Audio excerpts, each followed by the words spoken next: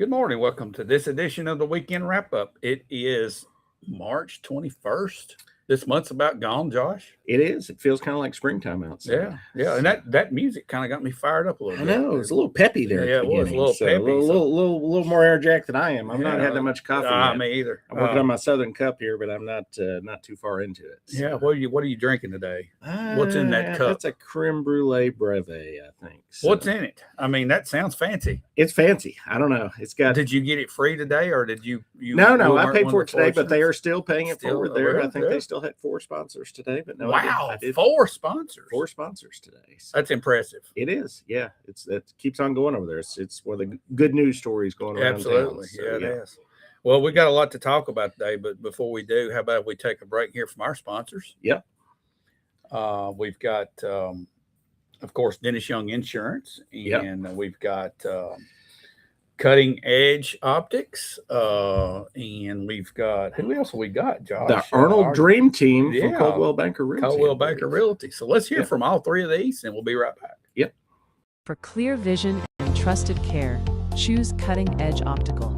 We offer comprehensive eye exams powered by 20/20 exams, expert contact lens fittings, and a wide selection of quality frames to match your style and budget. Need glasses fast? We even offer same-day eyeglasses to keep you seeing clearly without the wait. Our experienced team is committed to personalized service and helping you see your best every day. Visit Cutting Edge Optical at 1114 North Main Street in Shelbyville, or call 931-488-5778 to schedule your appointment today. Get the results you want with the personalized service you deserve at Dennis Young Insurance Agency. As a local independent agency, we offer coverage from several different companies, including Erie. So whether it's auto, home, life, personal, or business, we can find the right coverage to meet your unique insurance needs. And with a rate lock advantage, your rates won't go up as long as you do not change drivers, autos, or addresses. Contact us at Dennis Young Insurance Agency, insuring Shelbyville and surrounding areas since 1988. When you're ready to buy or sell in Middle Tennessee, you want someone who knows this community inside and out. Meet Diane and Madison Arnold, Shelbyville's trusted real estate team with decades of local experience and award-winning results. Whether it's finding your dream home, pricing your property to sell, or navigating every step of the transaction with confidence, they're with you from start to finish. As part of Coldwell Banker Southern Realty, they pair hometown expertise with powerful market tools to help you move with confidence. Call Diane and Madison today and experience the personal service and local knowledge that makes all the difference. Yeah. Alrighty, welcome back in here to the Weekend Wrap-Up Show. Josh, we've got a long list of stuff to talk about. Why don't you dive in, hit the ground running? I will. Real quick, I'll say hi to Steve Jordan, who said hi to us in the chat. So we appreciate you joining us, Steve. So let's jump in. Wait a minute. Hold on. We got Patty Harvey. Josh is such a sweetheart. Oh, thank you, Patty. So appreciate. I think you made him blush. All right. Okay. All right. Let's get into the news. The news that dominated this week locally, and this went national as well, was continuing changes in the Uncle Nearest. What had been a receivership, and for 48 hours was a bankruptcy, and is currently sitting at a receivership. I'm just going to run down real quick what happened this week. If you had trouble keeping up, I had trouble keeping up. So. My head's spinning at this point, Josh. So we start off on Monday. The only thing that we've heard from Judge Atchley, who is actually the federal judge he's in several different cities, Chattanooga, Knoxville. I think he's got other courtrooms. But only thing we heard from him all week was Monday morning. He released an order just saying that the property in Martha's Vineyard cannot be sold currently. There's a number of steps that have to happen before a piece of property in a receivership can actually be sold. So he laid out those steps and said, here's the process if you want to continue on and sell this property.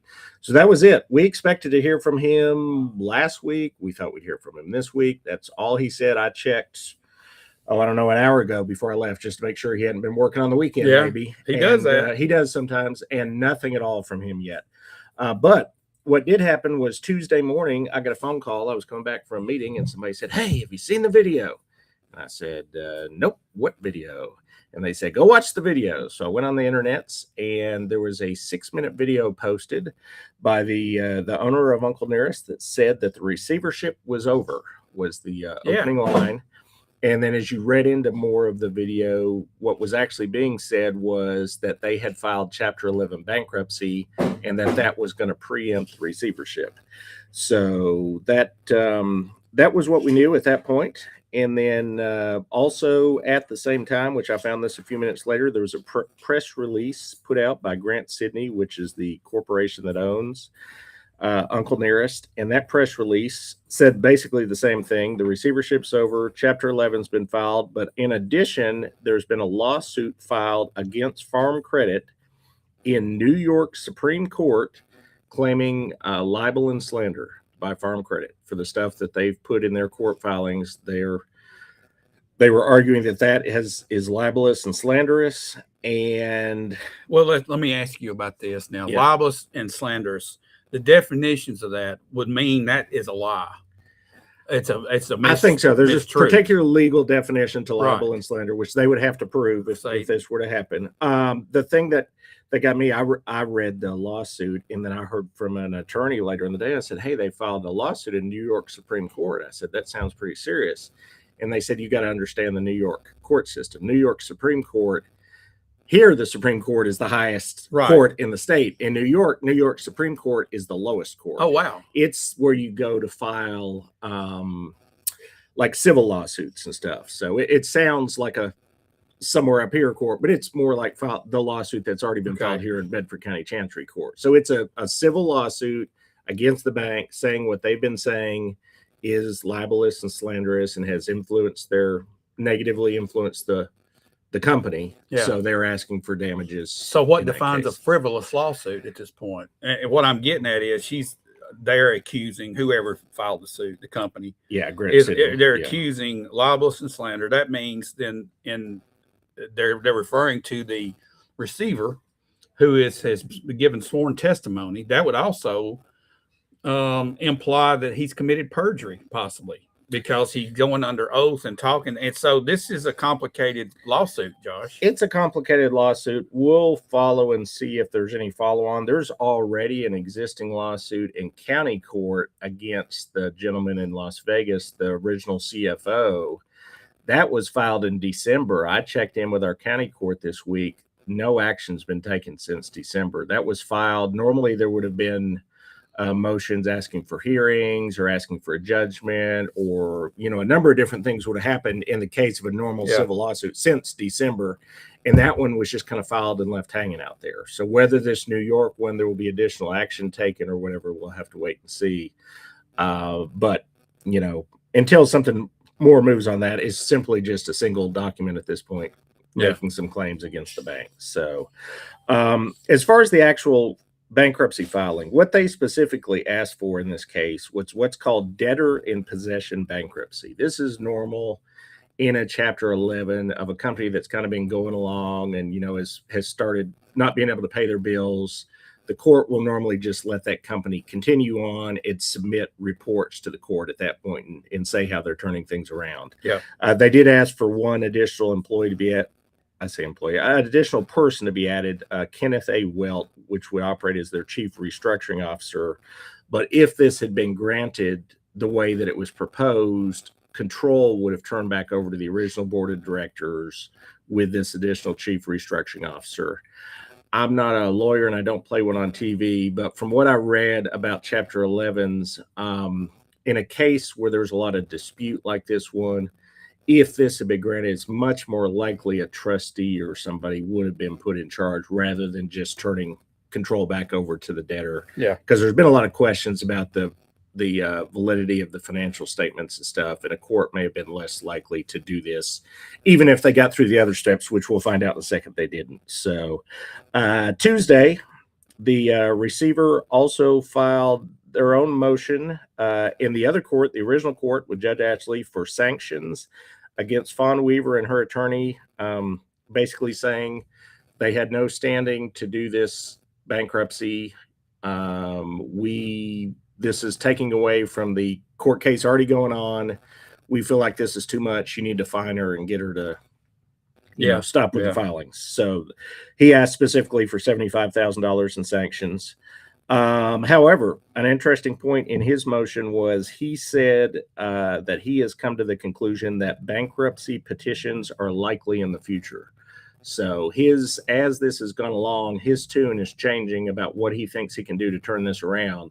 Yeah. And he's now of the opinion that this is headed towards bankruptcy, but he wants to control the time and the place and the nature of the filing. And he's looking out for the interests of Farm Credit, and that's natural. And the court. Yeah, Right. he's appointed by the court. He's a fiduciary to the court in the Farm Credit. So Wednesday morning, he turned around and filed in the other court, which I know it's hard to keep track, but the bankruptcy court, he filed a separate motion asking that judge to just go ahead and dismiss the bankruptcy filing.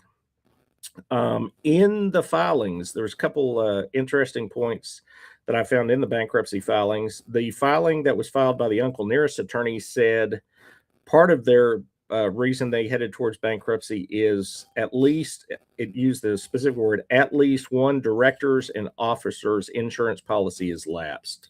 That is the insurance that protects the directors and officers of the company from legal action, from different parties. So that's kind of a big deal for them. And then they submitted their own set of cash flow numbers, which the receiver had already been sending cash flow numbers to the original judge. They submitted cash flow numbers to the bankruptcy judge, said, hey, we are cash flow positive. Right. If you read their 3-week projection, they were cash flow positive in their projection, about $200,000 a week, I believe was the number, give or take a few dollars. However, nowhere in those cash flow projections were they making any payments towards their debt.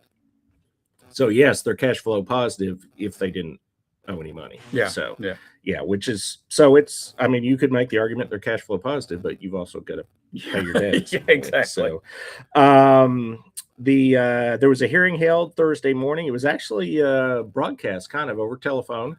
Went 45 minutes, and the bankruptcy judge heard from both sides, actually from 3 sides. He heard from the Farm Credit attorneys. He heard from the gentleman representing the receiver, and then he heard from the attorney representing Uncle Nearest, or she heard, the judge was a she, and she immediately from the bench dismissed the bankruptcy. She said that Fawn Weaver did not have standing to file the bankruptcy because the receiver was giving all the power of this company right now by the original judge. Another federal judge had given him. And also, even if that had not happened under Tennessee law, in order to file a corporate bankruptcy, you have to have an agreement by the board of directors. And this was not even a bankruptcy filed by a board of directors. It was filed by a single individual. So they said 2 different reasons that it didn't hold water. So with all that, as of yesterday afternoon, just to kind of understand how crazy this all went, this was like 48 hours of time. There were 133 court docket entries for the 3 bankruptcy cases. That number has actually gone up because there's been more today. The original case, which has been going on for 8 months, has only had 181. Wow. So the amount of paperwork and documents and stuff flying around with this was crazy. However, Friday morning, the very next day, the attorney for Uncle Nearest filed a notice of appeal with the bankruptcy court. So there is no actual appeal document yet that lays out what their argument is. It's just the notices so far saying we are going to appeal this. Right. So where we sit, as we sit here on a Saturday morning live, is basically where we sat last Saturday morning, which is for all that activity, 133 things going on in the court system, nothing has changed. The receivership remains in place. There is the possibility of a bankruptcy out there due to the fact that the appeal's been filed. And also now the receiver said he thinks this thing's headed towards a bankruptcy. But as we sit, it's not in bankruptcy. It is in receivership. And the original judge has basically ruled on nothing. He's able to rule at any point because there's no stay because the bankruptcy wasn't granted. So he could rule this weekend. He could rule next week. We've expected him to rule already. So we're going to see where this goes. Could happen at any time. It could happen at any time. And side note, this is connected. There were 3 properties here in Bedford County that First Bank had issued a foreclosure on. They're tied to this case. One of them is the adjacent property to the distillery property on 231.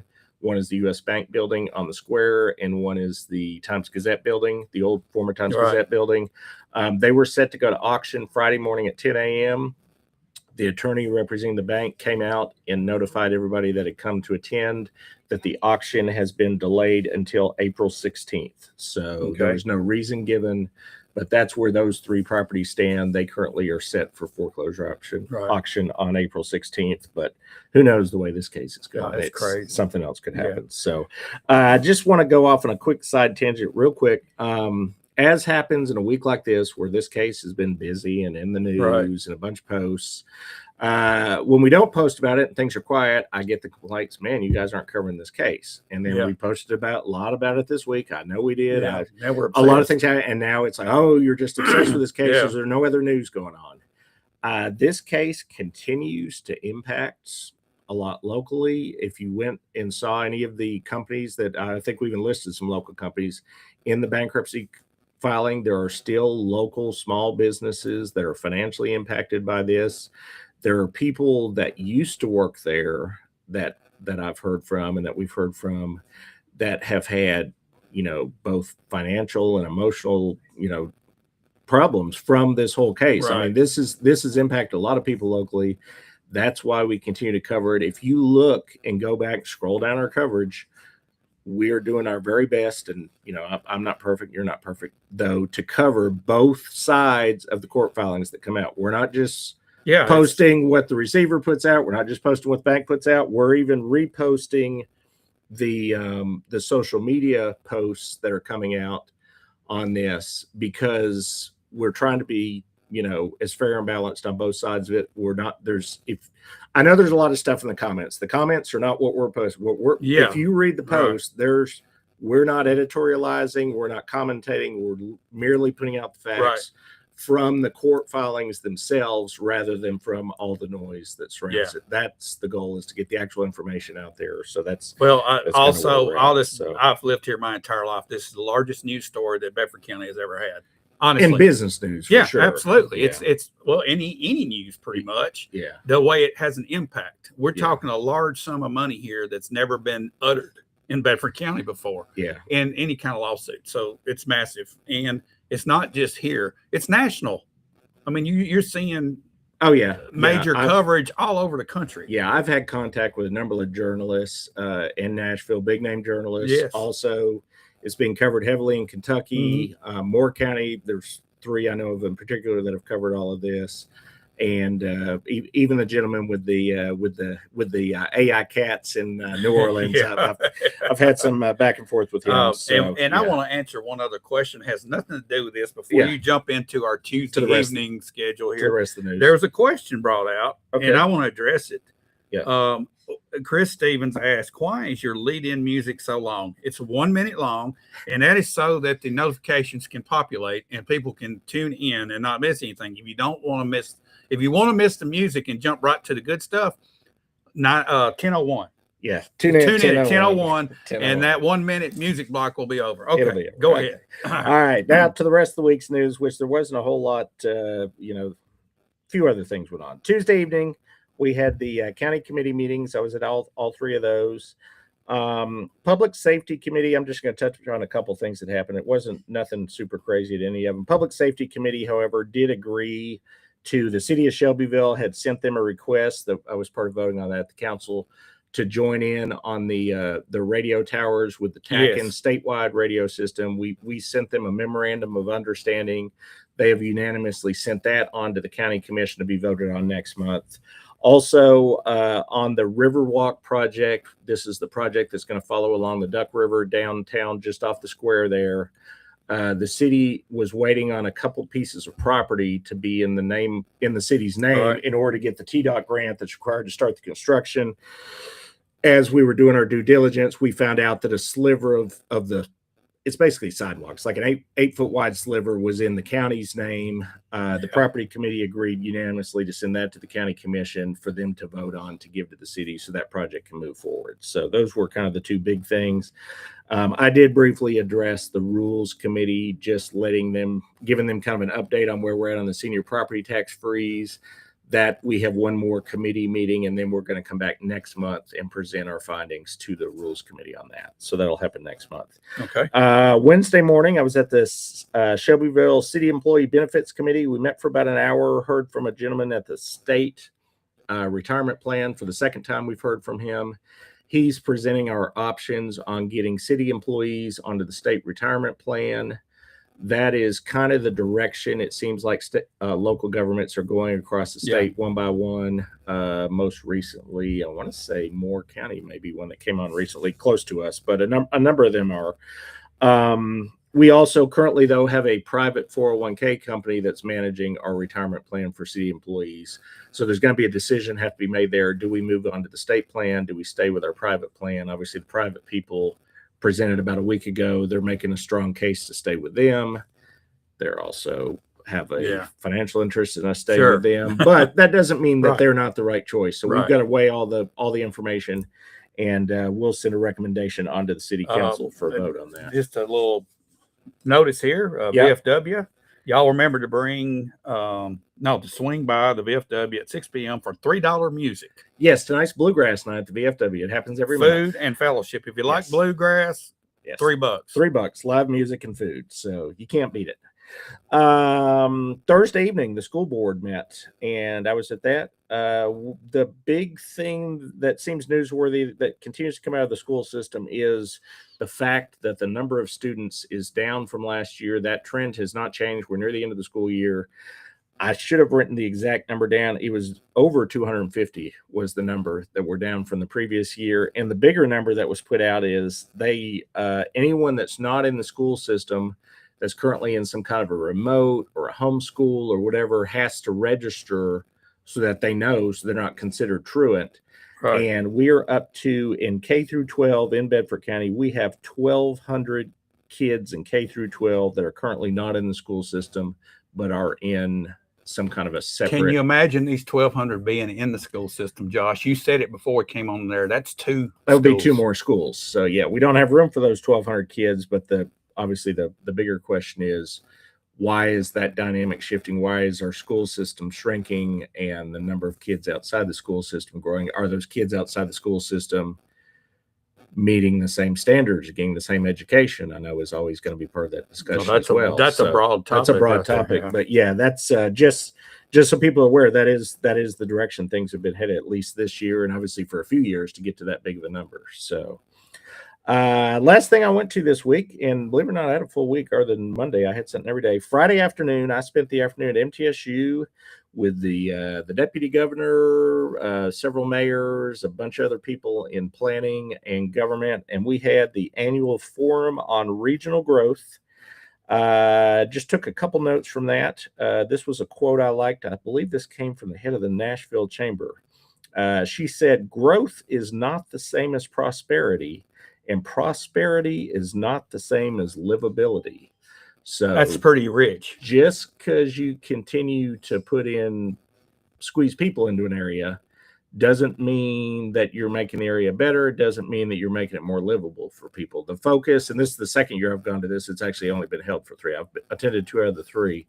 Livability is still the key word that they're looking for. And it's not just us. This was all of Middle Tennessee. Yeah, the talk centered around the fact that obviously, particularly in Franklin, Mayor Franklin spoke. They're worried about housing costs, but tied to the housing costs is important to people as the housing costs is transportation, the ability to get around across town to your work, back and forth to your work without sitting in traffic forever. So that's a big concern. Mayor Murfreesboro spoke. He said it now takes an hour to get from Murfreesboro to Murfreesboro some days. So yeah, that's pretty bad. That's how busy Murfreesboro is. Okay, so this is very important because this is the number one conversation that's taking place in Bedford County. Right. And of course, being on city council and city planning commission, you see this conversation come up often. Everybody talks about it behind the scenes. Yeah. And one of the pet peeves I have is growth is always associated with population number and rooftops. That's all I hear from some of the crowd. From some side. Yeah. And I think this broadens that topic out to actually take a look at what growth actually is. And I love that statement. Growth is not the same as prosperity. Right. I'll stop right there and dwell on that for just a minute. Yeah. And the other percentage that you failed to mention. This came from came from the deputy governor, which I don't know where he got the stat, but I would assume he wouldn't have given out at a big meeting without knowing He said that currently 85% of the state's population growth is happening in rural Tennessee. Absolutely, it is. So- You know why? Because it's cheaper land, it's Yeah. cheaper cost of living, and then the other statement that the Murfreesboro mayor. So the Murfreesboro You wanna mayor talk about spoke, him? The Murfreesboro You want me to mayor read it, spoke, Josh? and he mentioned Bedford County twice as he was Yeah. speaking. Yeah. And he said that they appreciate Bedford County residents because they come to Murfreesboro, they spend their sales tax dollars, they work at their jobs up there, and then they come back to Bedford County, and And Bedford sleep. County has to pay for the educate their kids and all and the their hotel. public Yeah. safety and services, while Murfreesboro gets all the benefit of the sales tax dollars and the employees. And Thank you Yeah, for Bedford so- County being so generous. Okay, Yeah. and now there's going some people will say, "Well, we don't have anything here." Seriously, if you start spending money here, we would get more. It's kind of like the chicken or the egg or the cart before the horse, Josh. Yeah, and that's also tied to jobs. I mean, that was the Yes. big topic. The mayor of Lawrence County was there as well. He spoke on this as well. I mean, we've got a lot of people, as does Yeah. Lawrence County and Bedford County, Yeah. Coffee, a lot of these, and our employee base is commuting up to Nashville, Laverne, Smyrna, Murfreesboro, Franklin, and working, and then coming back at night to sleep. 2 years ago, our commute time for the average worker in Bedford County was 27 minutes one Yeah. way. Right. Yeah, that time's gone up just because traffic's Yeah, well, that's getting true. worse, too. probably. Yeah. But yeah, it so we're not, and I didn't think we were, but we're not alone in this discussion. There was and it wasn't like everybody had all the answers either at this forum. It was just a lot of discussion. Now, the mayor of Franklin mentioned, because we've had a lot of talk about housing density here, they've added in Franklin what they call, I believe the term he used was a village green concept, where in order to have high density housing like townhomes and apartments and whatnot, a parcel that they allow high density housing on in their village green concept has to preserve 70% as open space. We're at Wow. 30% right Yeah, now. that's Yeah, they're at 70% open space. Wow. And then they allow that, because that gives the families, the kids, the people that live in that housing. Yeah, the housing is close together, but they got somewhere they can go out and hang out in the park and Yeah. play in a playground, walk their dog, do all that kind of stuff. That adds to the livability. And, even though maybe they don't have as big of a piece of grass to mow, Right. they've got a nice area that they can live and feel we, good we in. have a question here going back to education on Yeah. the Board of Education's report on the homeschooling. Yeah. Okay, we've got let's see. Let me back up here. It was it was a question that was questioning us. Let me see if I can pull it back up. Are y'all pro or anti homeschooling? I want to answer that in a way that maybe is just kind of common sense, and it's the way Yeah. I feel personally, and that you can not Yeah. comment or comment. I feel like we live in a free country that gives you the choice to do either, and I think it's different for every family. I think every family should decide for themselves which way they want to educate their kids, and we have the freedom to do that. And I think that just the indication of we live in the greatest country on the planet. Yeah, and I'll say, I mean, if it was just a pro or con, I'm pro homeschooling. However, growing up, and it's been a few years since I was in school, I'm getting older and older. But as I grew up, I did actually all three forms of schooling. I spent time in homeschool, I spent time in private school, and I spent time in public school growing up. And You had it all. it just depended. It was situationally dependent on where we were living at the time, what the school system was. My parents just, at different times, my mom was our homeschool teacher at the time we were homeschooled. They paid for private school at a certain time when they could afford to pay for private school, and we were in public school at the time where she wasn't able to homeschool. And, depending on your opinion of me, I may or may not have turned out okay, who knows, but, what you but, get? yeah, it seems it's- like I think it you're can pretty be good some one of- there, Josh. it can be all of the above. Yeah. Yeah. I don't think you need I to think be, culture has changed too since you've been in school. As it's drastically changed since I've been in school. Homeschool was not a thing back in the 1970s. You just didn't hear Right. about it. It was all public school or private school. Yeah. But I think it goes along with your family. I mean, what your family needs to do. That's what you have the ability to do. yeah, not every parent has the ability to homeschool. Right, A lot, right. if you got two parents out working in the workforce, they Yep. can't homeschool. So that's it's all situationally depending on where where your family is at. But I would say everybody's doing the best they can Yep. for their kids. So that's whatever their situation. It's good we is. have the So, freedom to Yeah. do that. yeah, absolutely. And I believe I think it should be allowed. I don't think that's where I would be pro homeschool. I don't think we should like try to wipe out homeschool and say absolutely you not. can't homeschool or anything. Absolutely not. No. So with that, I think that is all we are going to cover as far as news from the past week. I've got a few things coming up next week, but we might want to hear from our sponsors one more time. Let's hear and from then- our sponsors, and we'll be right back to talk about next week. Yep. For clear vision and trusted care, choose Cutting Edge Optical. We offer comprehensive eye exams powered by 2020 exams, expert contact lens fittings, and a wide selection of quality frames to match your style and budget. Need glasses fast? We even offer same-day eyeglasses to keep you seeing clearly without the wait. Our experienced team is committed to personalized service and helping you see your best every day. Visit Cutting Edge Optical at 1114 North Main Street in Shelbyville, or call 931-488-5778 to schedule your appointment today. Get the results you want with the personalized service you deserve at Dennis Young Insurance Agency. As a local independent agency, we offer coverage from several different companies, including Erie.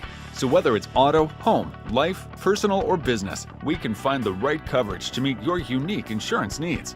And with a rate lock advantage, your rates won't go up as long as you do not change drivers, autos, or addresses. Contact us at Dennis Young Insurance Agency, insuring Shelbyville and surrounding areas since 1988. When you're ready to buy or sell in Middle Tennessee, you want someone who knows this community inside and out. Meet Diane and Madison Arnold, Shelbyville's trusted real estate team with decades of local experience and award-winning results. Whether it's finding your dream home, pricing your property to sell, or navigating every step of the transaction with confidence, they're with you from start to finish. As part of Coldwell Banker Southern Realty, they pair hometown expertise with powerful market tools to help you move with confidence. Call Diane and Madison today and experience the personal service and local knowledge that makes all the difference. All righty. Welcome back in here to the weekend wrap-up show where we're about to wrap up, Josh. We're about to wrap up. We're going to talk about the week ahead, but real quick, before I talk about the week ahead, I will talk about a couple more things from last. I forgot from last Saturday because I'm about to do stuff today. But last Saturday after the show, I immediately went to the they had the Sleep in Heavenly Peace event. With the there was another great event where they made beds for the kids. I think about 34, 35 beds. And then New Destiny Dog Rescue had their, I think it was a 10-year anniversary thing. Yeah. That was the first time I'd ever been through their facility to see where they have the dogs and the where everything happens at and the food and all that. So that's a great organization. They are a big benefit to both city and county animal control. They're able to take animals out of animal control and place them in other markets across the country where they don't have the overpopulation of animals that we have here. So that's so it takes a lot of pressure off then. It takes a lot of pressure off Seton County. They are completely funded by donations. They don't take everything and volunteers, and no, just a really good organization.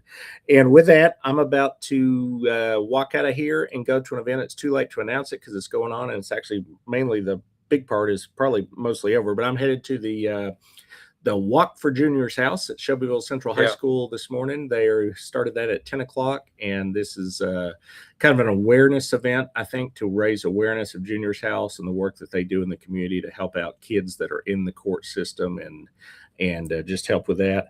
And then as far as events I'm be attending later in the week, Tuesday evening is the County Financial Management Committee. I'll be at that to see what's happening with county money. I will leave that meeting and immediately drive down the street to Shelbyville Power, Water, and Sewer Board and see what's going on in the world of utilities, local utilities. Yeah.